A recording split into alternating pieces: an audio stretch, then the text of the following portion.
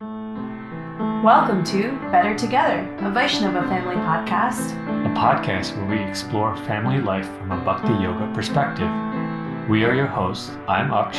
And I'm Gopika. Welcome to episode 11. Were we ready? Bhakti and relationship readiness. So, October comes another anniversary for us. Was actually the time where we decided we were going to be together. So, in thinking about our anniversary, I was thinking like how young we were. I was 22 and you were 23, pretty much fresh out of college. You were still in school, finishing up. Mm-hmm. I had just started a new job, and it just got me thinking about relationships. Did we get into this too early? I know our kids are still little, but, just the other day after our daughter turned 1, I started feeling really emotional about her growing up. Yeah. And how she might choose to get married one day and be with someone else. Mm-hmm. I also was thinking seriously about what do we really believe about getting into relationships, and how are we going to communicate this with our children? So I thought we could talk about it on the podcast. I wanted to ask, what do you think? Did we get into a relationship too early? I would say that we had gotten to know each other for a couple of years leading up to that point. So to be honest, I felt like a sense of convergence at that point where it was like an inevitable force that we were going to get together. So it's hard to say, was it too early? I think looking back, maybe it would have been helpful for me to work, because I was still finishing school, to actually work in the world for maybe, 2 years or something. I think I didn't really get that chance to step outside the house and develop more of my own practical readiness and self-discipline readiness and things like that. And also time, I would say, to understand myself better and where my past had come from. But would you have done that work on your own? Or were you inspired to really do more of that work, especially looking into the role that your upbringing and family played in your life? Once we did get married and we did see that there were challenges arising for us, that we recognized that there was a need for us to get support and understand each other's family histories and its effect on us and the dynamics in our relationship, right? I think that's a fair challenge. Yeah, I'm looking back now and thinking, oh, I would have totally. But yeah, I feel like I don't know if I would have done that work. Yeah. I mean, what do you think? Do you think we started a bit early? I'm also really mixed on this. Interestingly enough, I was doing some research for our podcast episode. I came across this checklist on the Grahastha Vision Team website. Basically, the checklist is, am I ready for marriage? So I was reading through some of these things, and there were definitely some things where I don't think I met the criteria before we got married. For example, even the first thing on the checklist is, I know why I want to marry. And looking back, I thought I knew, in the sense that it felt like the next phase of life. I went to college, I get a job, and now I want to get married and have a family. Just kind of felt like a natural progression. I feel like I didn't really understand the spiritual purpose of the institution of marriage. Once we started attending the Grahastha Vision Team retreats and taking guidance from all of these wonderful mentors that we had, it was then and only then where I started to realize that marriage was such a spiritual opportunity for growth and development. And it was an opportunity to better myself and work on my heart in service. Like, that perspective I just didn't have. I frankly think that I was really riddled with a lot of societal stereotypes of relationships. Like, I was a rom-com junkie in high school and in college. I mean, call me a hopeless romantic, but I was. And I think there was a part of me that wanted that fairy tale story in my head because that was what the picture was for me. So I wish that I did some work examining that because I think that did play a big role in the dynamics of our relationship. How does one even know that they're ready? Right? Yeah. So this is a useful resource. Is there anything that jumps out to you other than the first one, which you already mentioned, that is something that kind of surprised you on this list? Yeah, I mean, there's a couple that stuck out to me that I feel like I didn't realize until after getting married. So, for example, I have a healthy way of handling conflict. And that one, I thought that I did because I was president of Bhakti Club and did a workshop on conflict resolution. And I could recite the steps of conflict resolution in Spanish from 7th grade. And, I thought that I understood it, but actually that step was referring to how do you handle conflict within your family? With the people who really push your buttons that you almost might take for granted. Because that's what happens inevitably in marriage, right? I don't think that I had a healthy way of doing that within our home. And that's something that I feel like we're still working on. And we're still trying to improve, right? I can regulate my self-serving impulses and put another person first. That stuck out to me too. Yeah, why did it stick out to you? See, at that time, if I had read that, I would have said, yeah, I can put someone else first. Yeah, it seems so obvious and easy, right? Yeah. But I think it's like, I don't know, in the subtleties of working through the relationship and realizing how challenging it can be and how deep rooted some of these kind of instincts might be. Yeah. That, just was not like something I could recognize at that time. Yeah. Looking back, I would say no. Yeah. The other one I see is like, I'm mature enough to know what I want and don't want in a partner. Yeah. I would say I didn't know. Really? I mean, I did know to some extent. I had my own list. But I think this question to me goes a lot deeper now, right? When we say like what I want and don't want in a partner. Yeah. Like I couldn't think of like specifics, like from a practical perspective. But when you say specifics, you wanted someone in your list that would what? Like no, I don't. No, I don't. Because that's what it sounds like right there. I know that's what it sounds like. No, I think it just would have. I think I would have been a little bit more clear. The thing is, like, wouldn't you say that if you had all these criteria and you were trying for perfect alignment, basically trying to figure out a way to fix all of our sore spots right now, is that also sane advice? Because it's impossible to find the perfect person. Yeah, I mean, it probably would have been some analysis paralysis. And yeah, I don't know. I wish I had more a sense of what life would look like. I think I was just a bit naive about that. I think that's what I'm getting at.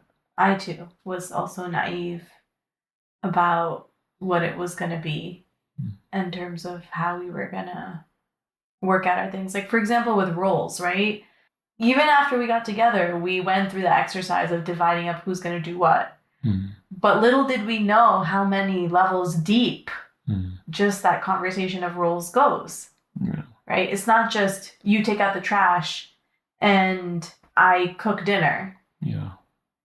It's like layered with how we were raised, gender stereotypes, gender roles from our culture, in-law expectations, personal triggers. There was just so much more underneath all of this stuff that I feel like I just did not understand prior to marriage. So I'm feeling like maybe this conversation is feeling a little bit like, oh, I wish I had done this or done that. And maybe it feels like, Yeah. is it better to wait? Yeah. But I don't know. There's also benefits of getting into a relationship early. Like, what do you Totally. think?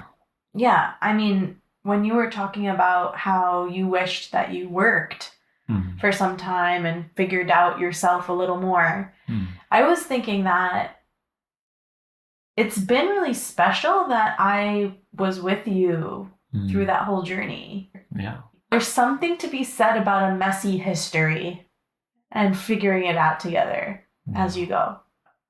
There's something about that journey that I feel like really allowed me to get to know you better. I thought that was really special. Yeah. And I think also, while it was difficult for us initially because we both didn't really live out of the home, it was really messy in the beginning, trying to figure out how we were going to do it. But I feel like we were able to create our own way because neither one of us really had a way. We were flexible enough to kind of figure it out as we're young. If I were to get married now, and I had been independent for all these years and I had my way, I feel like it would have been so hard for me to adapt or change to another person. I mean, honestly, even if I have to share my space with someone else right now, if someone else is in my kitchen, it like low-key makes my skin crawl, right? I feel like I'm turning into this old, grumpy spinster lady. Seriously. But I wasn't like that when I was younger. Yeah. So... No, I hear you on that. All that to be said, if there is some value in getting together early so you can learn together, grow together, adapt together, what happens if you do potentially meet someone early, right? Like, if you're not quite ready to get married, but you meet someone, you like someone, is there value in dating younger? In the case of you and I, we didn't date in college in any sort of official formal way, but we were certainly close friends. Yeah, I mean, it's a good question. There's one dimension of this where Bhakti can play, which is being open to a more divine arrangement, by Krishna's arrangement, that you are in a situation where you might meet someone that you really like or really gel with earlier on in your life. We know cases of people that are mentors who are been together since high school. Yeah. So that's certainly possible. I was thinking, you don't necessarily have to walk away, but maybe just being aware that even one's own biology at that time, in terms of the brain and the prefrontal cortex, is still developing until 25, 26, 27. So just as long as we're aware that it might be a little early from just some more psychological and biological perspectives, that therefore to kind of offset that with taking guidance, because that then allows you to have the right tools to work through that. I don't know if it's really early versus later in one sense in terms of a debate, because whatever it is, I think one has to sort of have the right guidance and support to walk through it. Yeah. I was thinking that, no matter the age, it would be important to understand the motives behind entering that relationship. Am I getting into this for attention, for validation? Am I getting into this because it could be a potential life partner? And if so, see the checklist and maybe start thinking about some of that stuff deeper, which is harder, I feel like, when you're younger. There's a lot of other stuff going on, like college and education and career stuff, right? And I'm not saying any of these needs for attention or validation are bad. I think they're totally natural. They're human needs. Even philosophically speaking, it makes sense that we have this need to feel like we belong, that we are cared for, that we are validated, because ultimately, you know, we're separated from Krishna, right? We're separated from God in that way. So we're wired for that connection. We're seeking it. But at the same time, the institution of marriage is so much more than just getting the attention you need, right? Yeah. So understanding the potential positives, that yes, it might be really nice to dabble in something romantic and explore something, and it could be really successful, and also really understanding the potential consequences that could come from getting into a relationship early, the baggage that might come with potential breakup, right? Mm-hmm. Just our hearts do get hurt. Yeah. Yeah. And we carry that with us. It never really goes away, right? So, yeah, I feel like it's not a black and white thing. It's such an individual circumstance thing. Yeah. Yeah, I agree with you.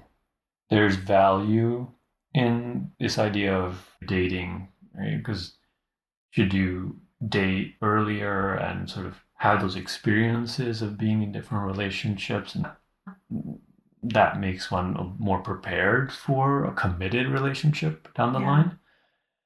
That could be the case, but it's sort of a double-edged sword because it also could come with hurts. So there might be a cost to it as well. I think everyone's going to have to personally decide as to whether the desire to enter that is stronger than the cost. Yeah.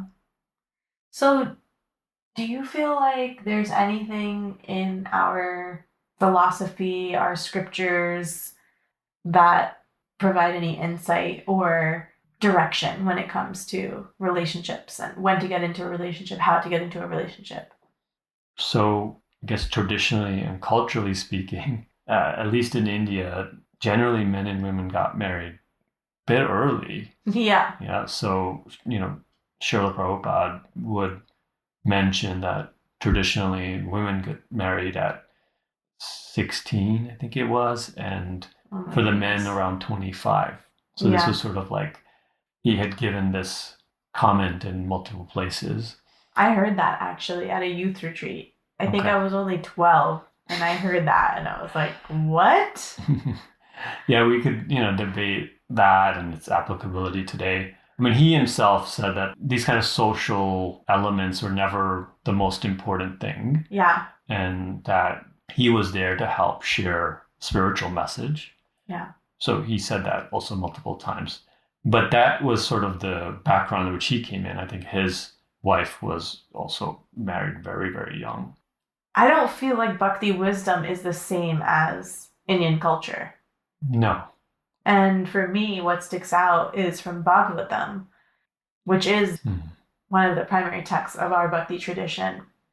I feel like one of the most famous relationships is the story of the sage, Kardama Muni, who is looking to get married. Yeah. And what does he do? What Kardama Muni does is he sits and he prays to Krishna. And he has this deep honesty about what he wants and his desires. And I found that so striking because I feel like it's taboo, right? Material desires are bad. You shouldn't have any lusty feelings for men or for women. And, everything is presented, or at least it kind of is in the air, that everything needs to be like very clean, not messy, don't have any feelings for the opposite gender. But in the Bhagavatam, you see an example where there's this sage who's exemplary, who has feelings, desires to want to get married. Yeah. And to have a family. Yeah. Right? But how does he do it? He's honest about it. He's honest about his true motives, his true heart, what it's saying, and he takes it to Krishna. And I think that is beautiful, that he takes it to Krishna. And you know what I think is even more beautiful about that pastime? Yeah. Is that Krishna responds to Kardama Muni in this pastime, and he reciprocates with that sincere prayer. When Kardama Muni says, Krishna, I know technically I'm not supposed to have any desires but loving you, but I do want a wife and I do want to get married and I do have these feelings. Krishna reciprocates with him and arranges not only for the most beautiful, perfect wife, but Krishna cries tears because he's so personally touched that Kardama Muni brought his honest heart to him. And in fact, those tears creates a lake named Bindu Sarovar. There's actually a lake of tears from our God who was personally touched when someone came to him basically just displaying their honest heart without any embarrassment, without any shame, just bearing their soul like this is what it is and I take it to you, Lord. Mm-hmm. For me, that's the crux of it.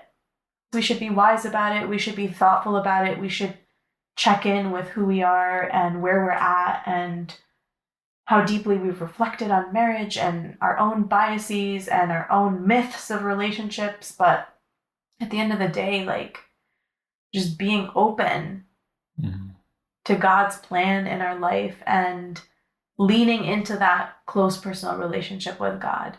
Yeah. And I love that about Bhakti, that we're encouraged to bear our soul, whatever it says. You know? Yeah, this is such a powerful example. Thank you for sharing it. I agree with you. This is really the bottom line, I feel, because analysis all said and done, benefits of early or later or this or that, I mean, ultimately it comes down to prayer. Yeah. You know, it comes down to allowing Krishna to reveal what is in our future. I think that's maybe what makes it a little scary.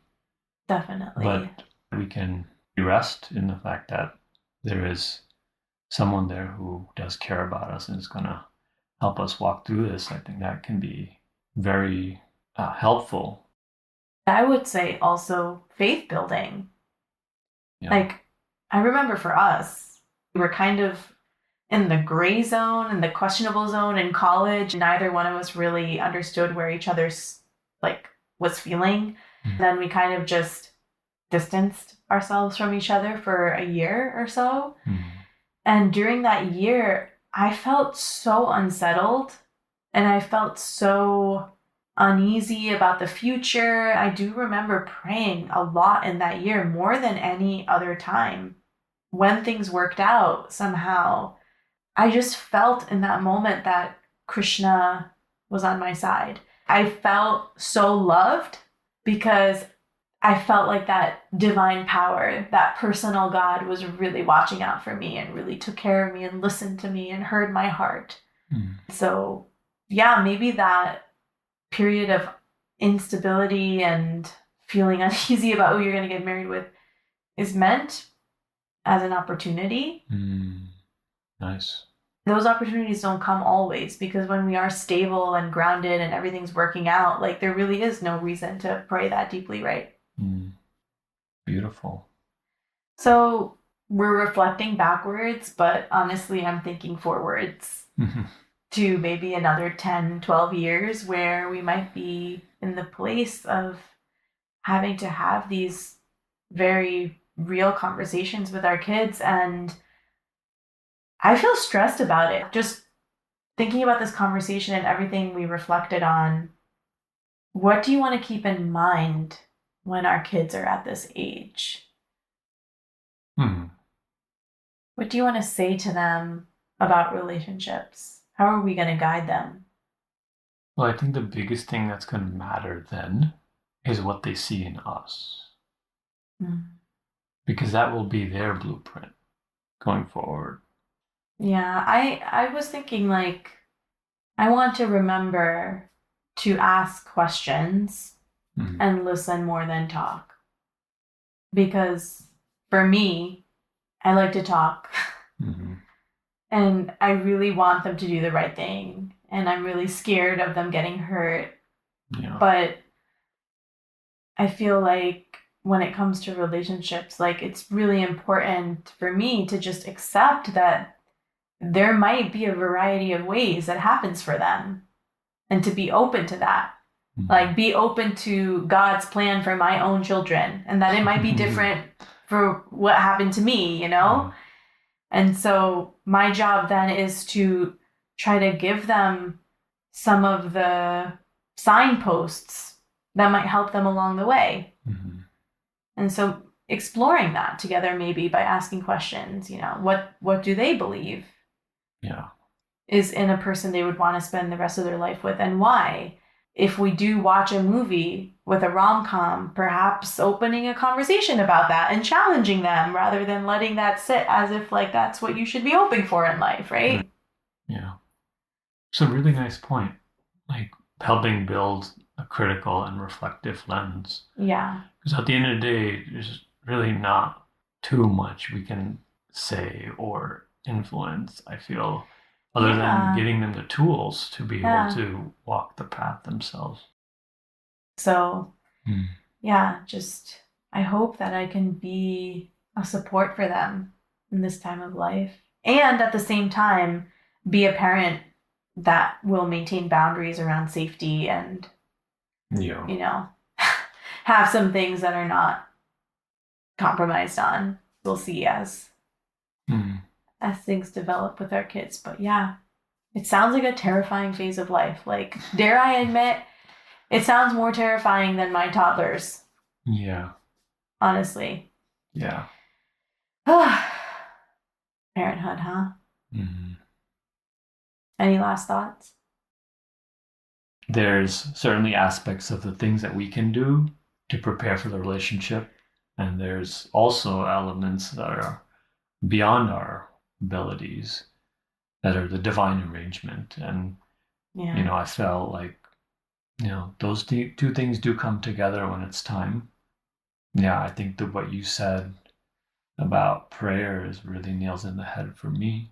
Yeah, I agree. This was a nice conversation.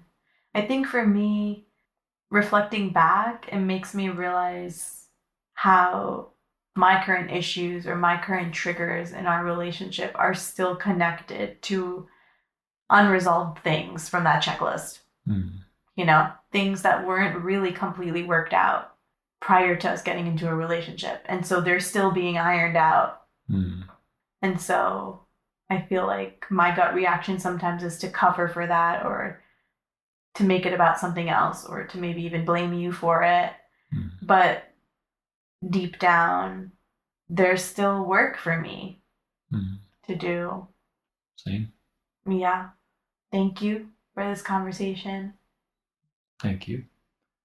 Thank you for sticking by me through it all, through my rom-com, romantic, helpless dreams over here. Yeah, you got me into rom-coms after. Well, if you're listening, we'd love to hear your thoughts. Everyone's story is different, so we're interested in your perspective. With that, we will see you on the next episode. Good night, and Hare Krishna, everybody.